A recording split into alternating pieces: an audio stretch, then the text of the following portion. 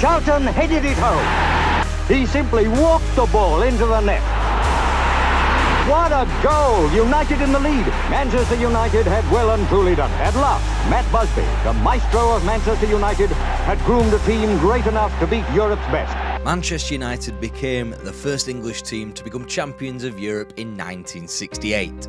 6 years later, they found themselves unthinkably on the quick road to relegation. This is a story of how they fell so far and how they got back.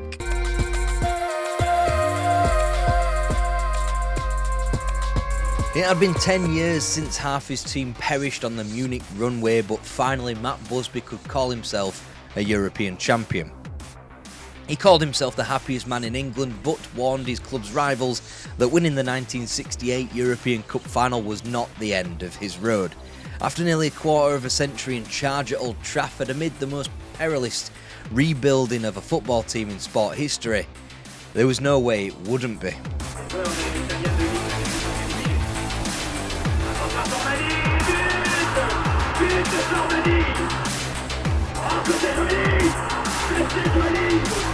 "12 months later, despite a spirited comeback in Manchester, Busby failed to defend his European crown, losing at the semi-final stage of the European Cup to Milan.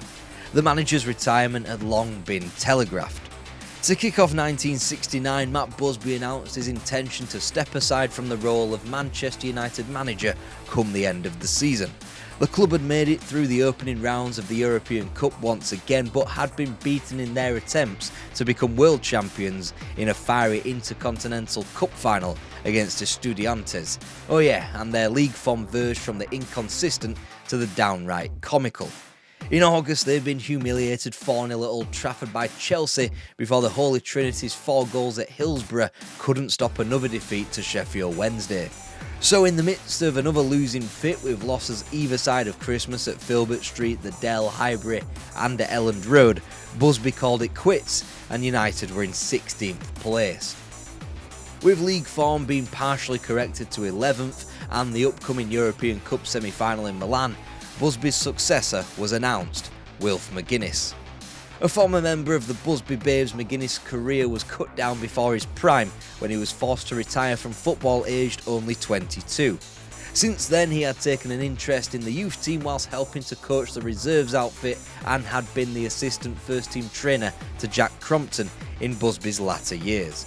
At only 31 years of age, McGuinness was to be the man entrusted with managing Manchester United on a 3-year contract. Well, not quite. McGuinness was given the role of Manchester United manager, which did succeed Matt Busby, sure, but in actuality, he barely had a fraction of that power. Busby was moved upstairs into the position of club general manager. That retained his power on transfers and all club matters, not on the pitch or on the training field. In fact, Busby still occupied his old office, whilst McGuinness was pointedly handed the former office of assistant manager Jimmy Murphy. Like Busby, Murphy was getting on a bit and opted for semi-retirement upon Busby's job change, i.e. at the perfect time. He took a step back and became a club scout. In scenes more befitting the club's current self-sabotaging behaviour, the club rescinded Jimmy Murphy's taxi money, which rendered him getting to work on his bus pass. Let's not forget it was Jimmy Murphy who coached the club through the gaping wounds of the Munich air disaster, and he was Matt Busby's right-hand man throughout the historic rebuild of the football club. It took barely 4 league games for McGuinness to seek Busby out to select his team for him. Confidence wrecked after a 3-0 loss to Everton early on in the season. The 11 that Busby had selected for McGuinness saw Bobby Charlton and Dennis Law in the team. United quickly corrected their losing ways and held both Wolves and Newcastle to stable 0-0 draws. Whilst it took McGuinness until August 30th to grab a league win at the 7th time of asking, United corrected their form during the autumnal months and made themselves useful in the cup competitions. They needed a replay to kick Brian Clough's Derby County out of the League Cup quarter-finals, whilst a Manchester Derby triumph and a George Best double hat-trick against Northampton Town sparked a similar run to the semi-finals of the FA Cup against Leeds United. Sullivan is coming to the middle. Lee pouncing on it. Red shirts are bobbing around there. Bell! A goal! Colin Bell! And on the far side it's Aston. Straight into the path of Charlton! Can he now give City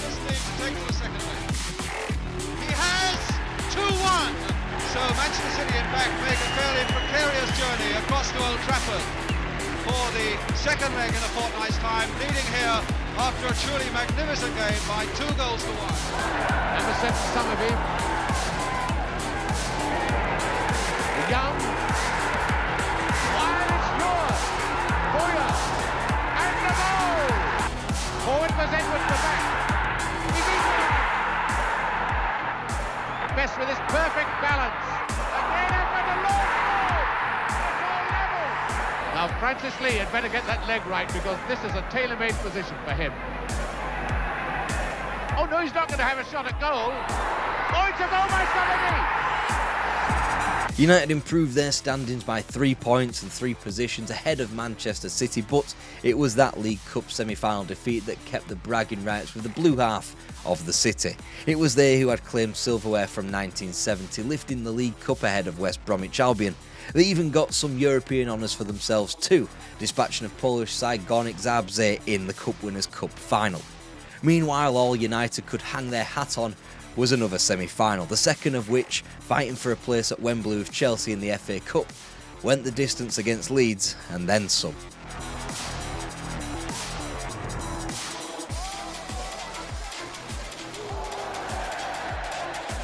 Another semi-final in 1970 between Leeds United and Manchester United. Leeds had won 1-0 thanks to Billy Bremner in 1965, and it was the same player to win the match in the second replay 5 years later. It was the last nail in the coffin for United's season as the 1970s began. Wilf McGuinness had grand plans for the club, targeting players such as Malcolm McDonald, Colin Todd and Mick Mills, but quickly found himself unable to govern the club properly.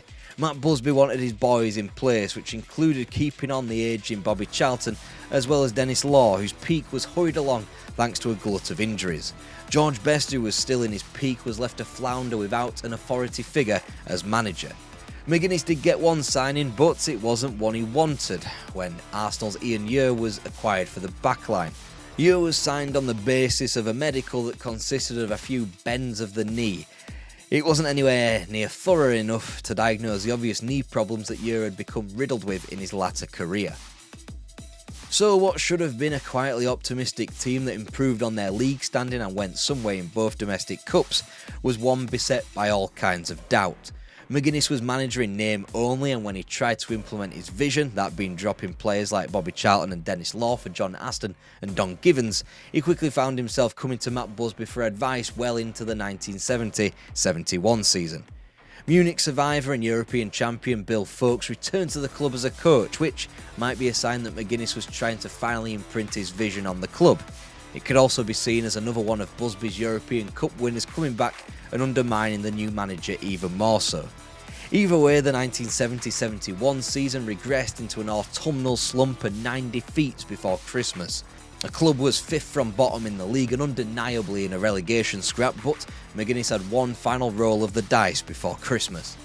In defeating the likes of Aldershot, Portsmouth, Chelsea and Crystal Palace, United had earned themselves another 2-legged semi-final in the League Cup and had avoided the biggest shark left in the draw, Tottenham Hotspur.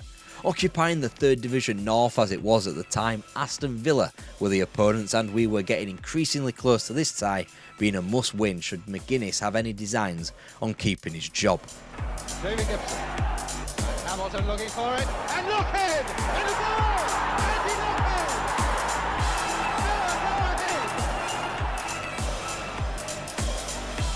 Aiken getting in each other's way!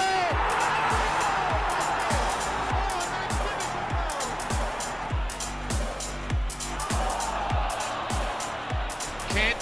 Oh, brilliant bit of work by Kidd. It's a goal, a great goal.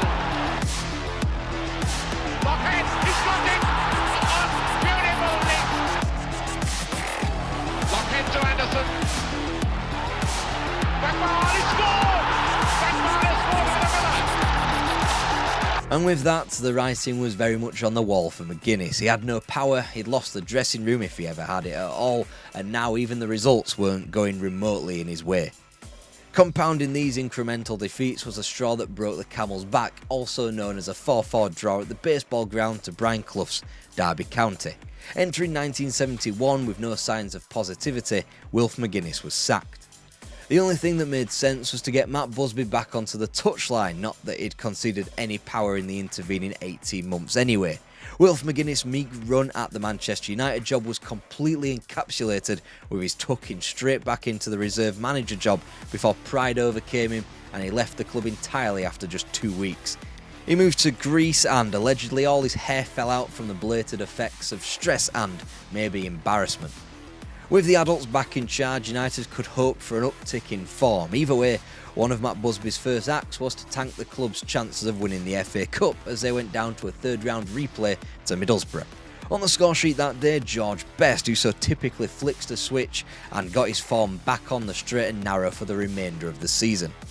David Sadler was critical of the team when he said, "The side as a whole did not give 100% effort for McGuinness. As soon as Sir Matt returned to the scene, it changed at once."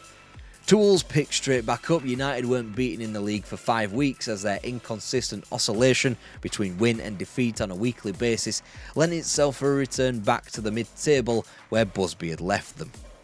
In a fitting denouement to his time as a football manager, Busby took his United team across town to Main Road where each of his Holy Trinity found the net in a 4-3 win. That confirmed 8th place with 43 points, and with that, Busby re-retired back into his general manager position as the club sought another new manager. The legend of Celtic Park, Jock Stein, was chased but not captured. The governor of the big team across the Pennines, Don Revie, was chased and not captured. Even Dave Sexton, who had done some good things with Chelsea, wasn't captured. So the new manager of Manchester United must have come as some disappointment when Leicester City's Frank O'Farrell was announced as yet another Matt Busby successor. If you've endured the 12-year torrent of post-Sir Alex Ferguson form of Manchester United, then you won't be surprised to learn that the reign was botched right from the very start. So United come to O'Farrell with an offer of £15,000 per year, and when it comes to finalising the deal, General Manager Matt Busby enters a number of £12,000 per year. O'Farrell did eventually get the bigger and better offer after ownership intervention, but that one little moment had sown the seeds for the rest of his tenure at Old Trafford. The new manager was stepping into a changing landscape. First off, Nobby Stiles had been sold off to Middlesbrough and Paddy Crerand had retired to join the coaching staff. It meant 2 more of the European champions had departed the club as it slowly but surely took a stand in breaking away from the successful era. Perhaps more significantly, O'Farrell got his feet very literally under the table when he got the manager's office from Sir Matt Busby, who finally relinquished it. The new manager got his team behind him too, as Malcolm Musgrove got his name as the assistant. Despite all of the hurdles, including a 2-match stadium ban which diverted home fixtures against Arsenal and West Brom to Anfield and Stoke's Victoria Ground respectively, both were won as United seamlessly smashed through the gears, winning 13 of their first 19 league matches. Was this really what United's future would be like after Matt Busby had definitively taken a little step back from power? George Best was even back in form, netting a hat-trick away to Southampton, which helped him secure a new contract at the club. United were 3 points ahead of City and light years ahead of the rest of the chasing pack that featured Derby, Sheffield United, Leeds and Liverpool. Then the wheels famously came off. If 3 successive draws against Stoke, Ipswich and Coventry closed out 1971 in a negative manner, then George Best skipped training in the first week of 1972 and the club lost 7 on the bounce. 9th in the league, 10 points off the pace, United were shot.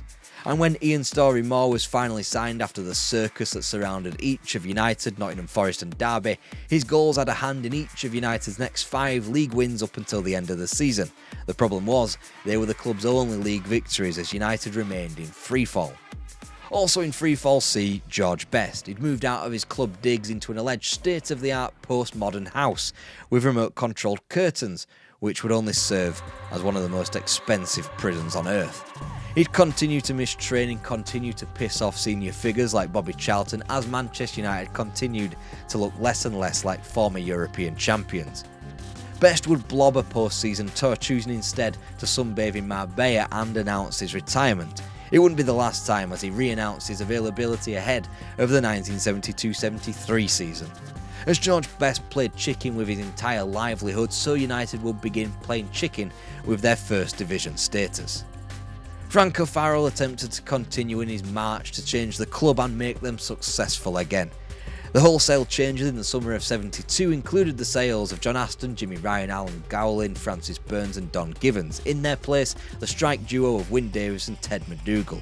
Anything could happen, and it did. United lost the first 3, they drew the 4 after that, before failing to score in defeats against Coventry and Wolves. Rock bottom, seemingly, O'Farrell's tenure hung from a thread as both Derby and Birmingham visited Old Trafford and got beat in September and October. Then George Best returned, only with the magic not following him. O'Farrell didn't want him there, he'd been charged with assault whilst in a nightclub, surprise, and the use for him actually being there for much longer was dwindling with each match. And yet they sunk further and further into the sludge, losing 3-0 at Main Road on November the 18th, 1972, as United officially physically hit bottom of the league. But they'd not properly hit the true rock bottom yet. Oh, nicely inside the full back for Mulligan. Here's a chance and a goal! Oh, played inside for Mulligan. And another goal! Rodgers, and he's onside, John Rodgers. 6 at one side now. That's there! Hughes. Whittle. Oh, that's incredible, yes! And a Whittle! And this has been their greatest afternoon. And there's Rodgers. Will this be 5? It's going to be 5. Of the match, Dennis Law said Palace were awful and they beat us 5-0. What does that say about us? It said they were managerless as the club finally bit the bullet on another 18-month managerial reign, only this time they occupied the relegation zone. Instead of freezing out players like George Best, it was O'Farrell himself who felt frozen out and on the sidelines. Incredibly, it was Best as opposed to O'Farrell that Busby would have more chats with regarding the state of the club. The feeling that the manager was being undermined from above started strongly during the initial negotiations and was only fermenting from then on in. The goalkeeper he wanted to replace, Alex Stepney, still played golf with Sir Matt Busby, which just about barred his sale when O'Farrell longed to sign Peter Shilton. Meanwhile, Busby continuously stuck his neck out for the older European champions in Bobby Charlton and Dennis Law, effectively holding the club back due to his own loyalty. And who could blame him? After all, Matt Busby had met death eye to eye, he won and then created a whole new team so that he could achieve what his lost team was supposed to have done.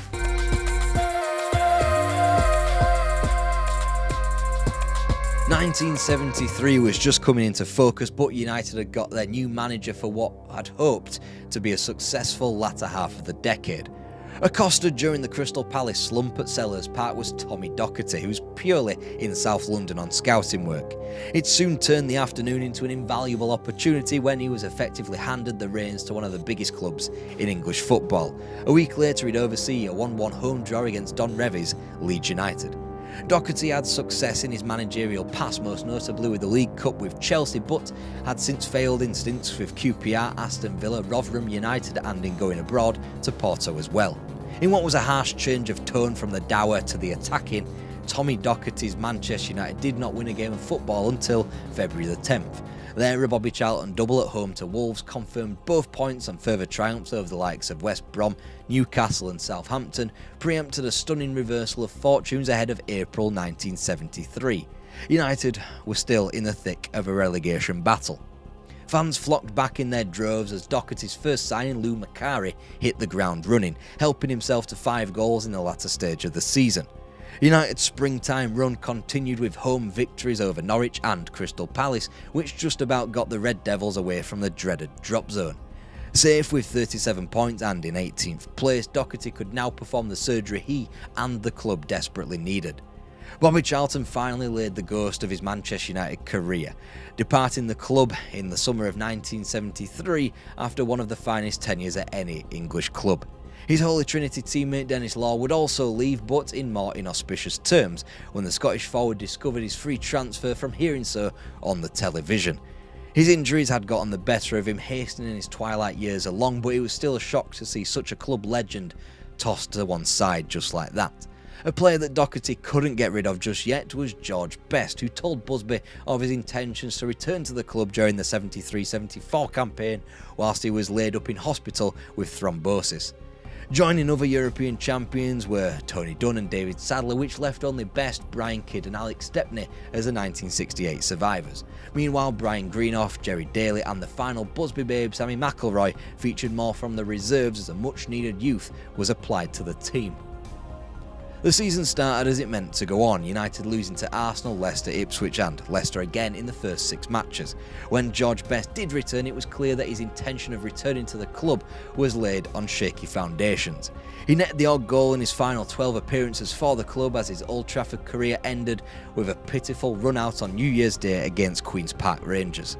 United had given the former Ballon d'Or winner enough chances, but by the time 1974 had turned up, Best's boozing had returned, and with the club only holding 5 league victories all season, they were back in the relegation dogfight once again. This time, Best's threat of retirement was at least true to Manchester United as they slumped to 3rd bottom with the defeat against QPR. They'd scored just 20 goals in 23 matches, shipping over 30, and now couldn't pull the emergency ripcord of a new manager to rejuvenate their plight of sitting within the relegation places. Their joint top scorer summed it all up. Goalkeeper Alex Stepney was the man sharing that accolade after he had been given the so-called honour of being the club's penalty taker. He'd scored in home matches against Leicester, lost 2-1 at Old Trafford in September, and the only goal of one of United's rare victories against Birmingham in October. The fact that he'd also scored 2 also made George Best joint top scorer, not that it was much of an accolade with January kicking about. United weren't about to pull clear of the mire anytime soon, not winning a league game in 1974 until March, and with the FA Cup a long-forgotten memory, United had 12 matches to save their First Division status. A draw away at Main Road in the derby followed. Matt Busby implored Doherty to remember his and United's attacking spirit, so when the club travelled to Stamford Bridge to meet a similarly underperforming Chelsea, Doherty changed tact. A 4-2-4 was deployed and the club's fortunes changed. Jerry Daly, Sammy McIlroy and Willie Morgan each netted in a 3-1 win before a topsy-turvy draw at home to Burnley. Then each of Norwich, Newcastle and Everton fell as United tightened up their defence with the advent of April. Ultimately, they'd given themselves far too much to do when only a point could be brought back at home from Southampton, and even less so could be achieved at Goodison Park. So on the afternoon of April 27th, 1974, Manchester City of all teams travelled to Old Trafford with the chance to put their nearest rivals out of their misery. Pulled across for Law! Dennis has done it! So that presumably is the end of the game, and apart from 90 minutes at Stoke on Monday, the end of Manchester United's 36 years unbroken run in the First Division. It was a Manchester derby for the history books, one in which the blue half tends to poke fun at the red half because it is supposed to be the match in which Dennis Law backheeled United into relegation, as if he was wiping his shoes on the doormat before he entered his home. In actuality, United would have gone down no matter what happened that afternoon. Birmingham's 2-1 win at home to Norwich and Southampton's 3-0 triumph at Goodison Park confirmed United's relegation to the Second Division no matter what occurred at Old Trafford. Only now had Manchester United truly hit rock bottom. Sir Matt Busby told Tommy Doherty that his job was safe. The club, after all, needed stability more than anything now. To toast relegation, a crate of champagne. After all, the worst that could possibly have happened had happened. United could now breathe before beginning to heal.